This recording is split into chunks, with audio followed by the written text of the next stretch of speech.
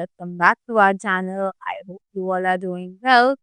So let us begin with the chapter number one of English, and the name of the chapter is Oh Butterfly, Where Do You Go? Right? So let us begin with the poem and relate with the topic. So, Oh Butterfly, where do you go? When the sunset itself does show. Right?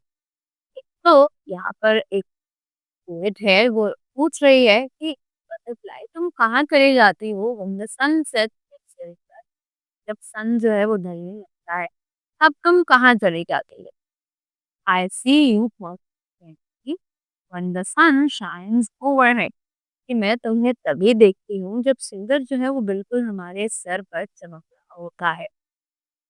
But where are you when I am put to bed? But मैं sir अपने bed पर होती हूँ तो उस time तुम कहाँ पर हो? Right? The days are long, the sun is strong. Days हैं वो बहुत ज्यादा लंबे हैं, और सन है वो बहुत ही ज्यादा स्ट्रॉन्ग है। Right? Still then I see you flutter, तभी मैं तुम्हें की धूप में ही हमेशा खिलखिलाते चहकते हुए देखती हूँ। Right? With wings so soft as butter, yes, and shine the moon alone, right? तो वो कह रहे हैं कि तुम्हारी जो विंग्स हैं वो इतने प्यार से फ्लटर करते हैं कि खींचते हैं, they are so soft as butter, but when the shine when shine पर जब भी मून शाइन करता है, तुम फिर तब मैं अकेली क्यों जाती हूँ? टाइम तुम कहाँ चली जाती है? right? I hear not soft wings upon the windowsill, कि मैं तुम्हारे ये जो सॉफ्ट विंग्स हैं इनकी फ्लटरिंग की आवाज नहीं सुन पाती हूँ। बीटिंग अपॉन माई विंडो सिल, जब विंडो सिल जो है वो वहाँ अ, मेरी विंडो सिल पर जो कि बजते रहते हैं, मैंने नहीं सुन पाती। Nor do I see your pupae on the mirrors mill, where do you go at night when the stars are shining bright? आपको कहाँ चली जाती हो जब जो स्टार्स हैं वो इतने अच्छे से चमक रहे होते हैं, तब तुम कहाँ जाती है?